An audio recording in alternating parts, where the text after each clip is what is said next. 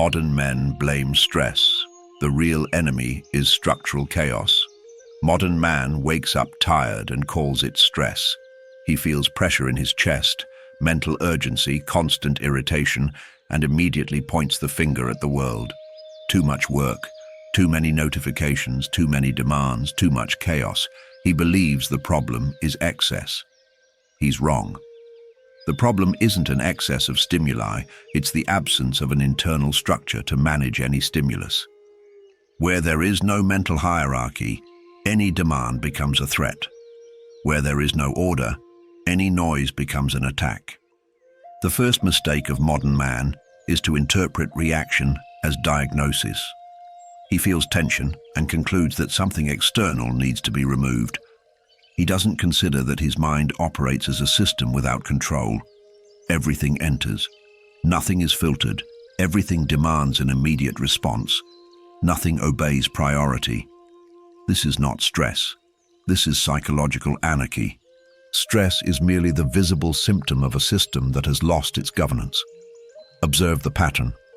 The man who complains most about stress is the same one who doesn't decide when to sleep, doesn't decide when to wake up, doesn't decide what consumes his mind, doesn't decide what he ignores, doesn't decide what deserves his energy. He lives in reactive mode and calls it modern life. It's not modern life. It's a lack of control. A system without rules always collapses when the pressure increases. That's a law, not an opinion. The diagnosis is simple and unsettling. This man's mind lacks operational structure. There is no command center. There is no chain of priority. There is no response code. Everything is urgent because nothing is defined. Everything is exhausting because nothing is decided beforehand. The stress doesn't stem from the volume of tasks, but from the constant need to decide in real time what should already be decided. Delayed decisions guarantee fatigue. The modern failure begins early. Man has been trained to seek comfort, not order. He has been taught to feel, not to structure, to interpret any discomfort as something wrong, not as a sign of necessary adjustment. He grows up believing that the mind should be understood, not governed. The result, a mind full of opinion, empty of authority. When pressure arrives, it cannot withstand it. Not because the pressure is too great, but because the foundation is weak. The principle of command is implicit, but immutable. Structure precedes resilience. No system can withstand a load without architecture. No mind can withstand pressure without hierarchy. There is no calm man without structure. There is only anesthetized man or a man in command. The first flees from stress. The second absorbs it because he knows where to put it. In modern practice, this is revealed in ignored micro-decisions. Man doesn't define routine, but complains of chaos. He doesn't define digital boundaries, but blames dopamine. He doesn't define behavioral patterns, but says he's anxious. He tries to solve structural collapse with superficial techniques, breathing, pauses, controlled distraction. All of this is cosmetic. You don't fix a building with cracks by reinforcing the paint. Practical application is brutally simple and therefore avoided. Structure is not inspiration. It's imposition. Fixed bedtime, fixed wake-up time, defined work blocks, controlled information input, prior decision about what deserves attention and what will be ignored without guilt. Structure doesn't ask how you feel. Structure decides what happens regardless of feeling. That's what reduces stress, not emotional relief, but internal predictability. Masculine identity is formed here. The man who governs his internal structure does not negotiate with chaos. He doesn't ask the world to turn down the volume. He increases his capacity for command. He understands that pressure is constant, but collapse is optional. Where there is order, stress does not spread. It is contained, directed, utilized. Silent closure. The man who blames stress is asking for relief. The man who builds structure is assuming power. One asks for less weight. The other builds a stronger foundation. Only one of them remains standing, when the pressure doesn't lessen. The stress of modern man doesn't begin at work. It begins before he even gets out of bed. He wakes up without a clear direction, without a defined sequence, without the first command of the day. The mind awakens already in defensive mode, trying to remember obligations, responding to stimuli even before assuming a position. This initial state contaminates the rest of the day. Not because the day is difficult, but because it began without structure. Most men live entire days without a single conscious point of command. They react to other people's agendas, to random demands, to messages that arrive first. They call this flexible routine.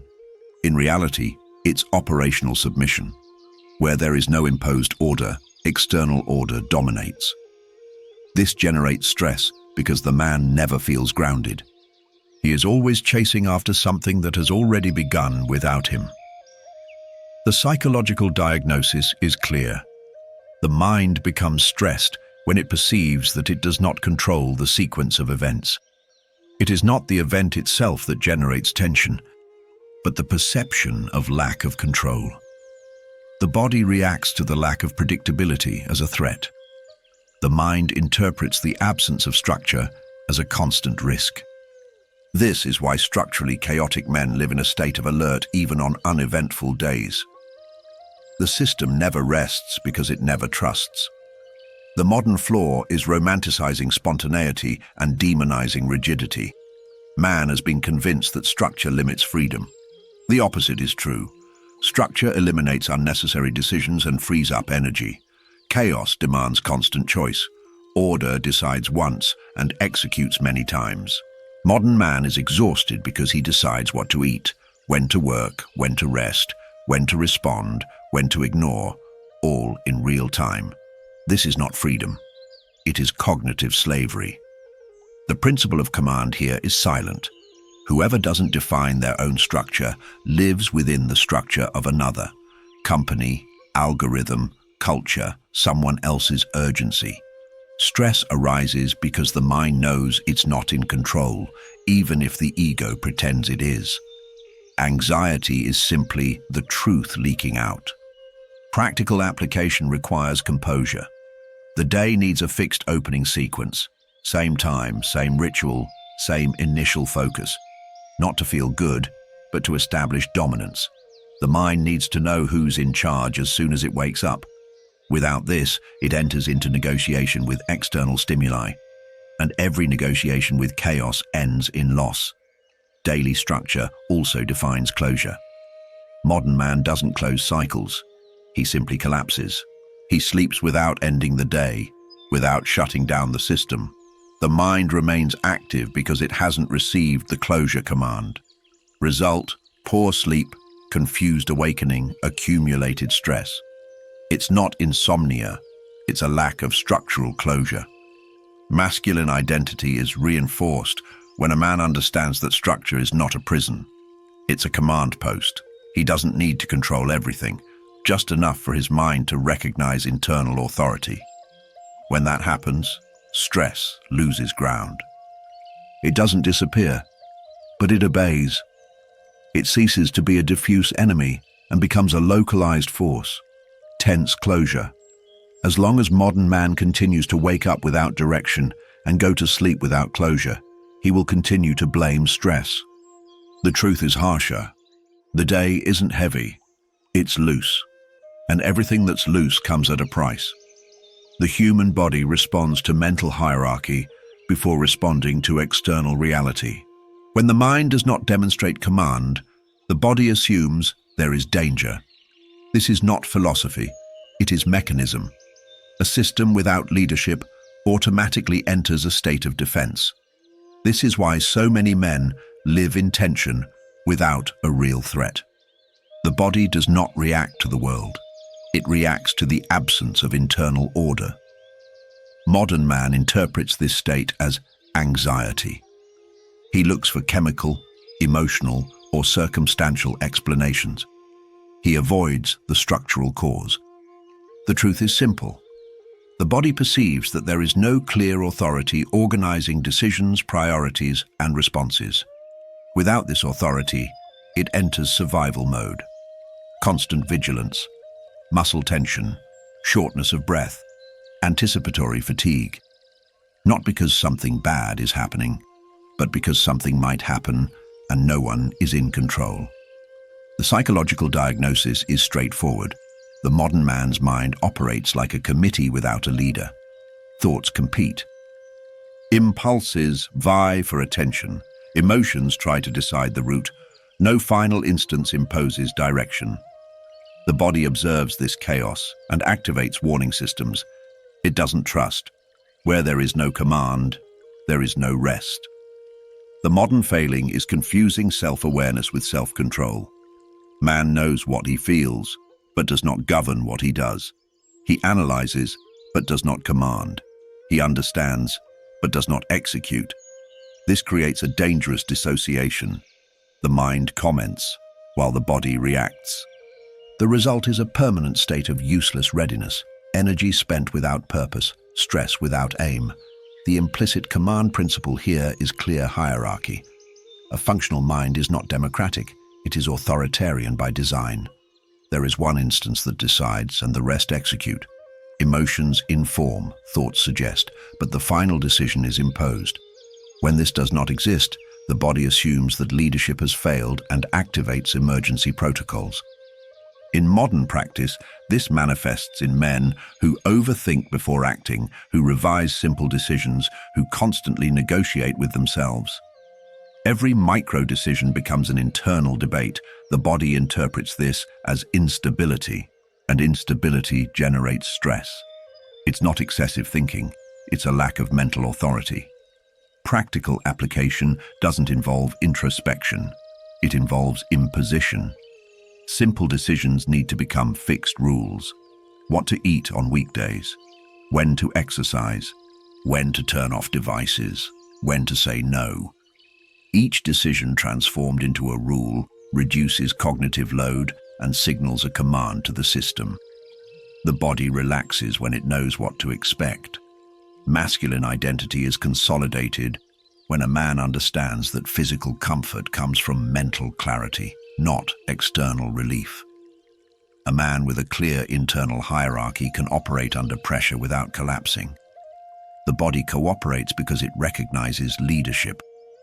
There is no need for constant alertness when there is firm direction.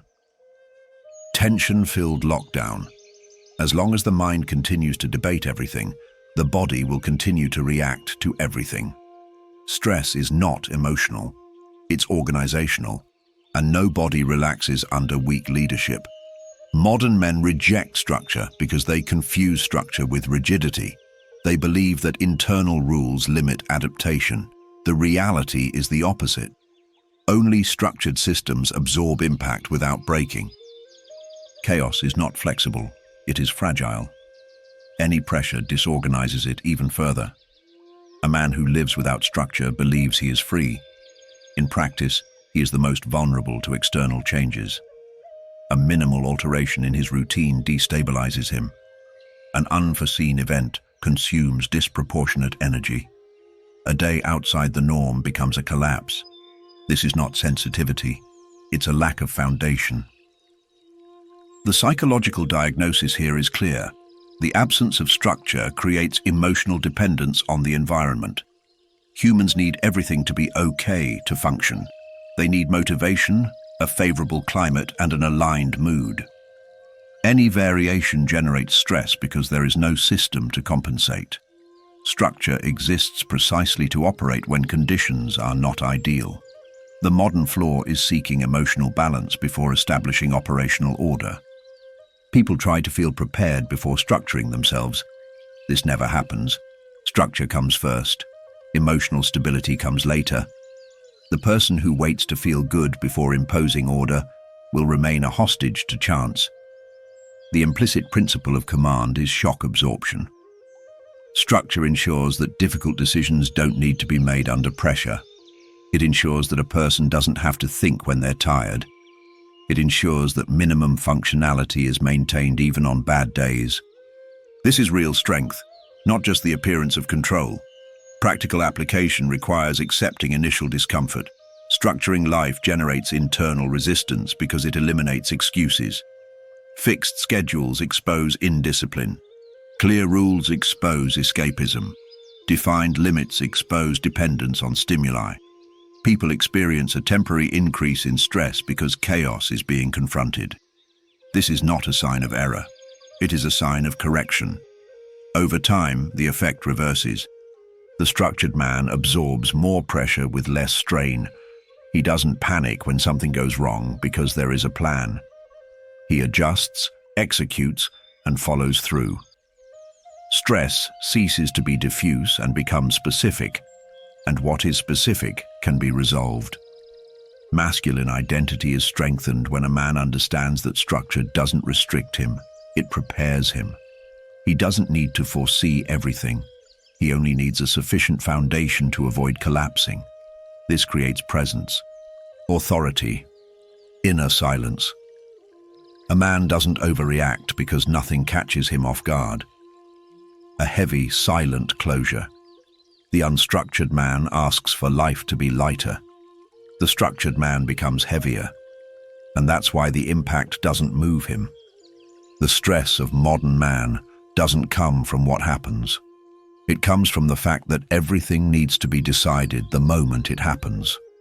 The reactive mind always operates behind the scenes. It doesn't lead events, it chases after them. This constant delay creates continuous pressure. The system never achieves stability because it never gets there first.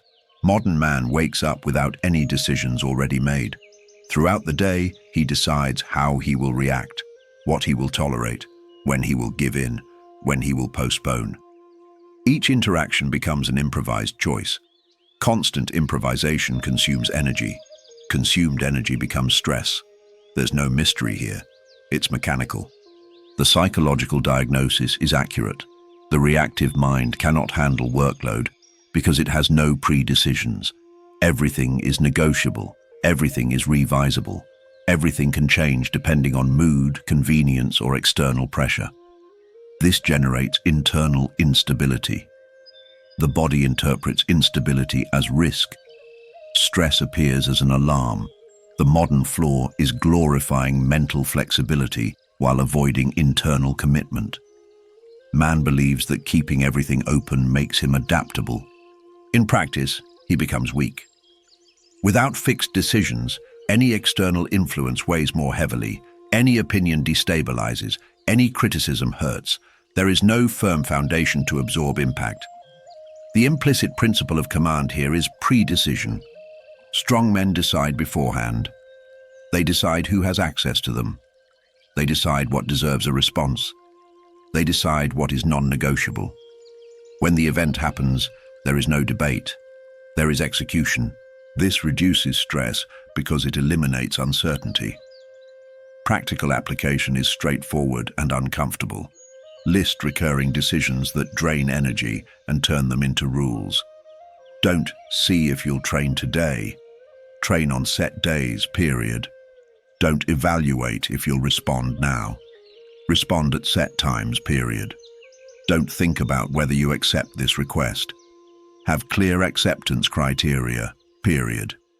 Each rule implemented removes dozens of future micro-decisions. Modern man resists this because pre-decision eliminates the feeling of momentary freedom. But this freedom is illusory. It exacts interest in the form of anxiety and exhaustion. The structured man trades chaotic freedom for operational power. He doesn't do everything, but what he does without internal friction. Masculine identity is affirmed when a man stops negotiating with himself. A word given internally becomes law. This creates alignment between mind and action. The body relaxes because it knows that decisions will not be revised with every obstacle. Where there is consistency, stress loses ground. Tension-filled closure. As long as everything is optional, everything will be burdensome. Stress doesn't come from commitment. It comes from the absence of it. Modern men complain that they can't rest. They sleep, but they don't recover. They stop, but they remain tense. The problem isn't the lack of rest, but the absence of structure, even for resting. Without rules, rest becomes passive consumption of stimuli. This doesn't restore recovery. This drains in another way. The man without structure tries to relax while remaining mentally open, screen on, notifications active, content coming in unfiltered. The body is still, but the mind continues to wage war. The system never enters recovery mode because it hasn't received a shutdown command. Stress doesn't decrease because the alert hasn't been deactivated. The psychological diagnosis is simple. Unstructured rest is merely a change of stimulus. The mind remains reactive, only switching sources. The body doesn't recognize this as rest. It remains in a state of low but constant alertness. This intermediate state is one of the most exhausting. There is neither full effort nor real rest. The modern flaw is believing that rest is the absence of obligation. For the nervous system, rest is predictability and closure. Without this, the mind doesn't let go of control. Modern man doesn't close cycles. He only abandons tasks due to exhaustion. This leaves mental loose ends, which continue to consume energy in the background. The implicit principle of command here is conscious closure. A healthy system knows when it begins and when it ends. Structure defines clear boundaries between work and rest, not out of politeness, but out of efficiency. Without boundaries, everything gets mixed up, and what gets mixed up wears out.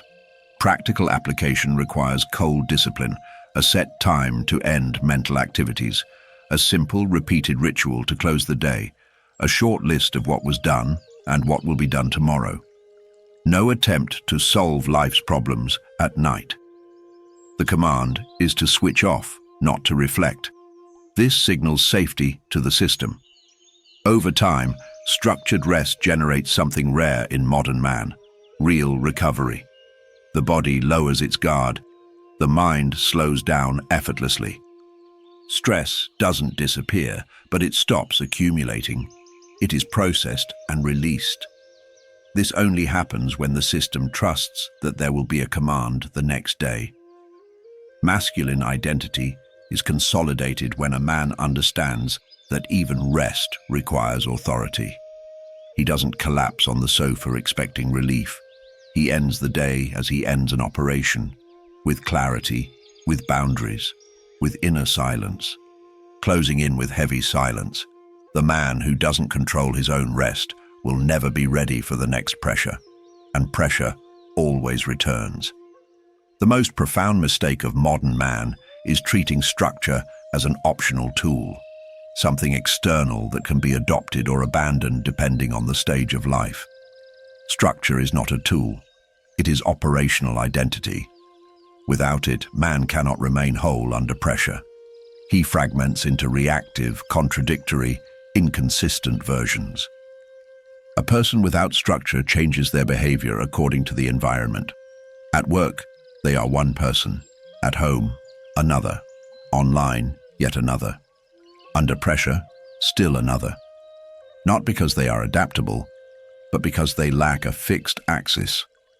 This fragmentation generates chronic stress because the mind constantly needs to recalibrate who it is in each context.